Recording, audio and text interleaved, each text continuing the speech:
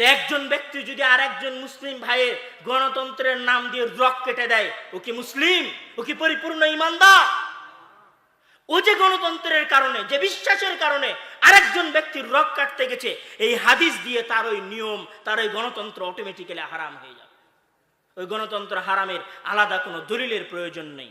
ওই গণতন্ত্র প্রতিষ্ঠাই করা হয়েছে ডিভাইডেড অ্যান্ড রুল, মুসলমানদেরকে দুই ভাগে ভাগ করো এবং মুসলমানদেরকে শাসন করো। কিন্তু আপনি সেটা বুঝতে পারেননি, আপনি সেটা গ্রহণ করেছেন এবং গণতন্ত্রে বিশ্বাসী হয়েছেন। ভাই ভাই লড়াই করছেন, চাচা চাচার ছেলেকে মারছে, ভাই আর একজন ভাইকে মারছে, বলছে আমার নেত্রী মারতে বলেছে, আমার নেতা মারতে বলেছে, আমার নেতাকে জিতাতে হবে, তাই ওকে মেরে দিয়েছি। অথচ রাসূল সাল্লাল্লাহু আলাইহি ওয়াসাল্লাম, মহান আল্লাহ তাআলার হাদিস, মান কাতালা নাফসান বিগাইরি নাফসিন আও ফাসাদিন ফিল আরদি ফাকান্নামা কাতালান নাস জামিআ। মান কাতালা নাফসান বিগাইরি নাফসিন, যে ব্যক্তি একজন ব্যক্তিকে হত্যা করলো কোনো অপরাধ ছাড়াই, কোনো বাদশার হুকুম ছাড়াই, ফাকান্নামা কাতালান নাস জামিআ, যেন সে পুরো পৃথিবীর মানুষকে হত্যা করে দিল। অথচ আপনি গণতন্ত্রের দোহাই দিয়ে সকাল সন্ধ্যা মানুষ হত্যা করছেন আর বলছেন ইসলামী গণতন্ত্র।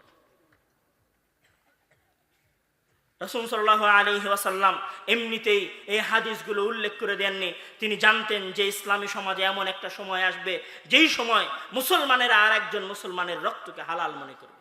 রাসূল সাল্লাল্লাহু আলাইহি ওয়াসাল্লাম বিদায় হজ্জের ভাষণে বলেছেন, ইন্না দিমাকুম ওয়া আমওয়ালাকুম হারামুন আলাইকুম কাহুরমাতি ইয়াউমিকুম হাদা ফি শাহরিকুম হাদা ফি বালাদিকুম হাদা। নিশ্চয় তোমাদের রক্ত হারাম, নিশ্চয় তোমাদের মান সম্মান হারাম, নিশ্চয় তোমাদের সম্পদ এবং সম্পত্তি হারাম।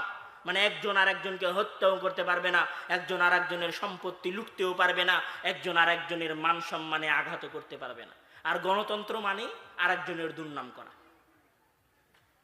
মঞ্চ কায়েম করো, মানুষকে নিয়ে আসো, যে ক্ষমতায় আছে তার দুর্নাম করো, আর অথবা যে ক্ষমতায় নাই তার দুর্নাম করো। এক মেয়র আর এক মেয়রের দুর্নাম করে, যে আগে ছিল তার দুর্নাম করে, যে পরে এসেছে সে আগের জনের দুর্নাম করে, আর আগের জন পরের জনের দুর্নাম করে। পুরো গণতন্ত্র ব্যবস্থা ডিভাইডেড অ্যান্ড রুল এবং গীবতের ওপর প্রতিষ্ঠিত। পুরো গণতান্ত্রিক যে পন্থা চলছে, এই পুরো পন্থা আর একজন মুসলিমের রক্তকে হালাল মনে করার উপর প্রতিষ্ঠিত। লাস্ট পয়েন্ট, যে বুদ্ধিবৃত্তিক লড়াই বাংলাদেশে কি অবস্থানে আছে এবং বুদ্ধিবৃত্তিক এই লড়াই বাংলাদেশে কি কাজ করছে। এই বুদ্ধিবৃত্তিক লড়াইয়ের বাংলাদেশে সবচেয়ে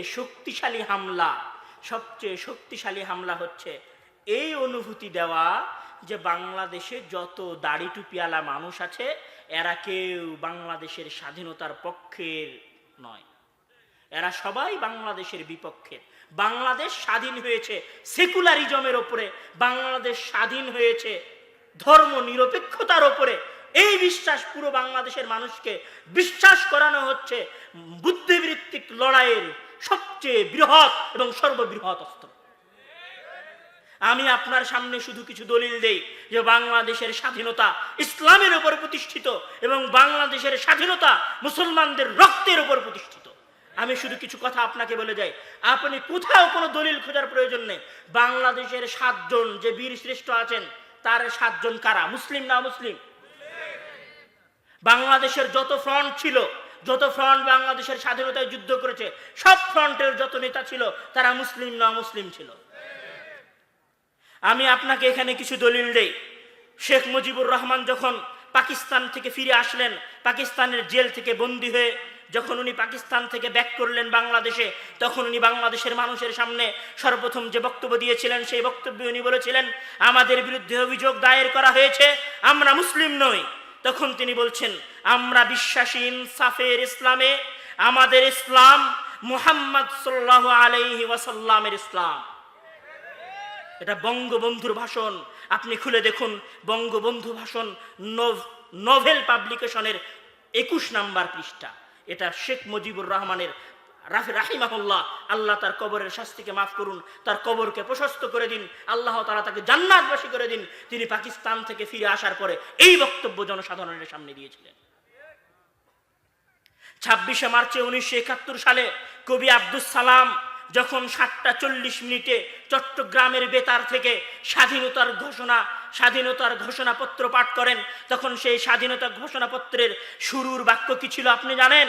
সেই স্বাধীনতা পত্রের শুরুর বাক্য ছিল নাহমাদুহু ওয়া নুসাল্লি আলা রাসূলিহিল কারীম আম্মা বাদ। বাংলাদেশের স্বাধীনতার ঘোষণার পত্রের প্রথম লাইন। এবং সেই ঘোষণাপত্রের শেষ লাইন কি ছিল আপনি জানেন? সেই ঘোষণাপত্রের শেষ লাইন ছিল নাসরুম মিনাল্লাহ ওয়া ফাতহুন করিব, কোরআনের আয়াত। আর ও আজ আমাকে শিখাতে এসেছে যে বাংলাদেশের স্বাধীনতা নাকি ধর্মনিরপেক্ষতার উপর প্রতিষ্ঠিত। বাংলাদেশের স্বাধীনতা ইসলামের উপর প্রতিষ্ঠিত।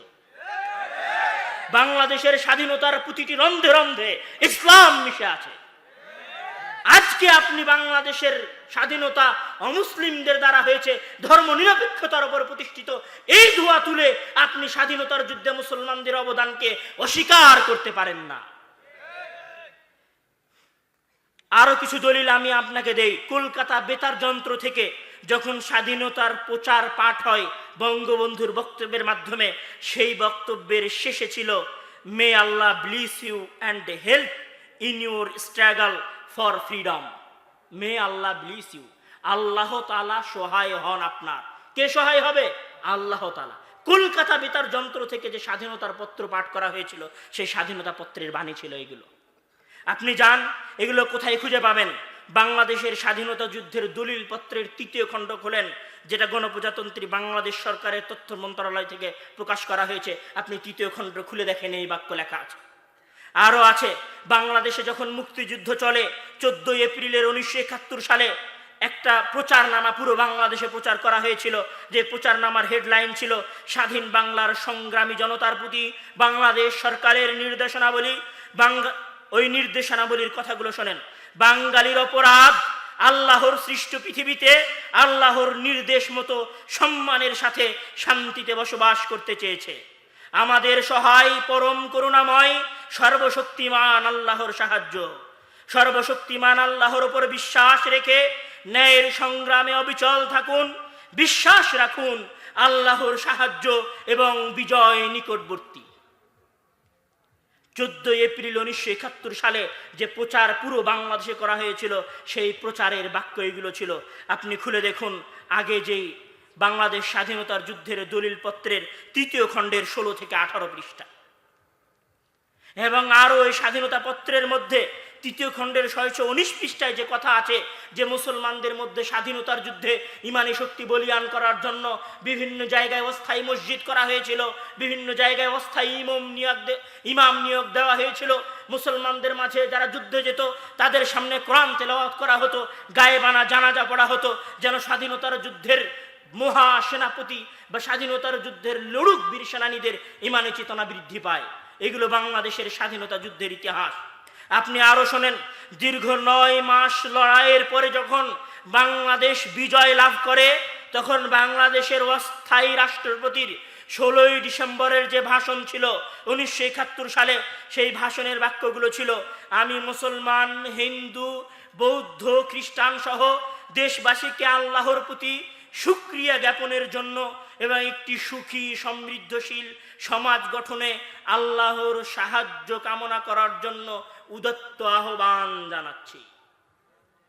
বাংলাদেশের স্বাধীনতা লাভ করার পরে অস্থায়ী রাষ্ট্রপতির প্রধান ভাষণ ছিল তুমি কোথায় থেকে এসে, কোথাকার কোন জারদ সন্তান তুমি এসে আজকে আমাকে বলো বাংলাদেশের স্বাধীনতায় মুসলমানদের অবদান নেই, বাংলাদেশের স্বাধীনতা ধর্ম নিরপেক্ষতার উপর প্রতিষ্ঠিত, বাংলাদেশের স্বাধীনতা সেকুলারিজমের উপর প্রতিষ্ঠিত। মুসলমানেরা তোমার এই ধোঁয়া তোলা কথা, তোমার এই মিথ্যা কথায় বিশ্বাস করে না। আজকের বক্তব্য থেকে যদি কোনো শিক্ষা না নিয়ে যেতে পারেন, তাহলে আজকে এই বক্তব্য থেকে একটা শিক্ষা নিয়ে যান, একটা কথা মাথায় নিয়ে যান, যে বাংলাদেশের স্বাধীনতার প্রতি ফোঁটা রক্তে মুসলিম ঘরের ইমানি শক্তিতে বলিয়ান সন্তানদের রক্ত রয়েছে, এবং বাংলাদেশের স্বাধীনতায় 100% অবদান রয়েছে মুসলিম ঘরের সন্তানদের। বাংলাদেশ থেকে ইসলাম এবং মুসলিমদেরকে বিতাড়িত করার কোনো অবকাশ নেই।